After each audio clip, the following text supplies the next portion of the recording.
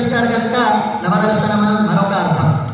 అంతేకాకుండా నవ అనంటే 9. 9 సంఖ్య దేంతో కలిసినా 9గానే ఉంది.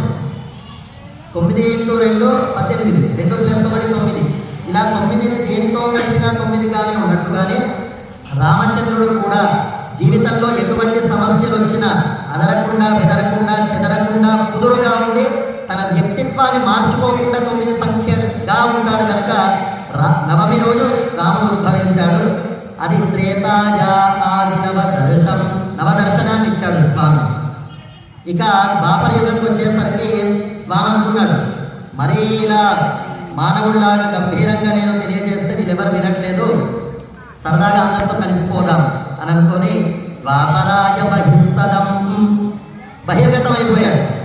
చిలాకీగా ఇలా కుంటరి పనులు చేస్తూ దొంగతనాలు చేస్తూ చిలిపి పనులు చేస్తూ ఇవన్నీ చేశాడు స్వామి. అంటే ఒక రహస్యం, ప్రపంచంలో అన్నిటికన్నా పాపభూయిష్టమైన పనులు 2 ఉన్నాయి.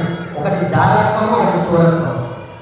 స్త్రీలని చెరపట్టడము, దొంగతనం చేయడం. ఇది సహజంగా మనిషికి ఆలోచనలు ఎప్పటికీ ఉంటాయి. వీటికి మనిషి ఆకర్షింపబడతాడు, మంచి చెప్తే వినడు. అందుకని ఆ నేరాలు తన మీద మోపుకొని మరి మంచిని ఉపదేశం చేద్దామని పరమాత్మ శ్రీకృష్ణుడిగా ఆవిర్భవించి గీతోపదేశం చేసి ఒక జీవన విధానాన్ని ఉపదేశాత్మకంగా సర్వోపనిషదో గావః గోప్త గోపాలనందన పార్థో వత్సః శ్రీయత్ భోక్త దుగ్ధం గీతామృతం మహతన్నట్టుగా ఉపనిషత్తులనే గోవుల నుండి జ్ఞానం అనే క్షీరాన్ని పిలికి అర్జునుడు అనేటువంటి లేఖనుడని గంటగా పెట్టుకొని గీతామృతాన్ని లోకానికి కృపచేశాడు. ద్వాపరాయ బహిస్సదం. ఇక కలియుగం వచ్చేసరికి స్వామి అనుకున్నాడట, మిగతా యుగాల్లో కనీసం కొంతైనా ధర్మం ఉంది, కొంతైనా మానసికమైనటువంటి శక్తి ఉంది, ధ్యానం చేసేటువంటి యోగ్యత ఉంది, కనుక నేను కదిలే అవతారంలో వచ్చాను. కానీ స్వామి ఆలోచన చేసుకున్నాడట, కదిలే రూపంలో వస్తే ధర్మం ప్రకారం కదిలి మళ్ళీ వెళ్ళిపోవాలి, అంతే కదండి. రామావతారంలో వచ్చినా కృష్ణావతారంలో వచ్చినా కదిలే రూపంలో వచ్చాడు కనుక మళ్ళీ స్వామి అవతారాన్ని సాధించాడు.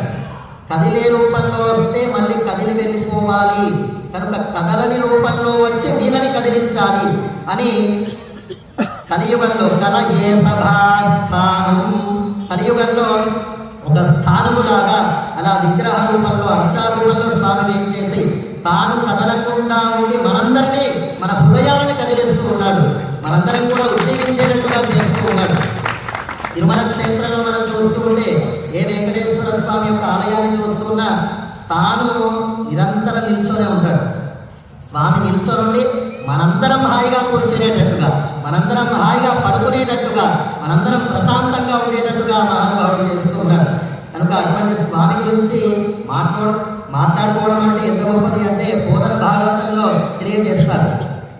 సరస్వతీదేవికి వసంత పంచమి రోజు చాలామంది ఆభరణాలు చేస్తూ ఉంటారు. డబ్బున్న వాళ్ళు వాళ్ళ యోగ్యతని బట్టి వసంత పంచమి రోజు అక్షరాభ్యాసం చేయడం, అమ్మవారికి మంచి అలంకారం చేయడం ఇలా చేస్తూ ఉంటారు. కానీ సరస్వతీదేవికి అసలైనటువంటి ఆభరణాలు ఏమిటి? బోధన గారు ఆ రహస్యాన్ని తెలియజేశారు. భూషణములు వాణికి, వాణికి అంటే మాణిక్యాలు కాదు, వాణి అంటే సరస్వతి. భూషణములు వాణికి, సరస్వతీదేవికి భూషణములు లాంటివంట. అఘభీషణములు, అఘాలని పాపాలని తొలగించే. మృత్యుచిత్త భీషణములు, ప్రపంచంలో ఎంత గొప్ప పండితుడైనా, ఎంత కోటీశ్వరుడైనా, ఎంత మేధావైనా భయపడేది దేనికి? మృత్యు. కనుక అటువంటి మృత్యువు కూడా మృత్యుచిత్త భీషణములు, మృత్యువుని కూడా భయపెట్టేది. కళ్యాణ విశేషణములు, సమస్తమైనటువంటి మంగళాలని చేకూర్చేది. హృత్తోషణములు, హృదయానికి ఆనందాన్ని కలిగించేది. ఏంటవి? హరిగుణోపచిత భాషణములు. కనుక హరిభాషణములు, వాణికి భూషణములు. అంటే సరస్వతీదేవికి నిజమైనటువంటి ఆభరణాలు ఏంటంటే పరమాత్మ వైభవాన్ని ఎక్కడ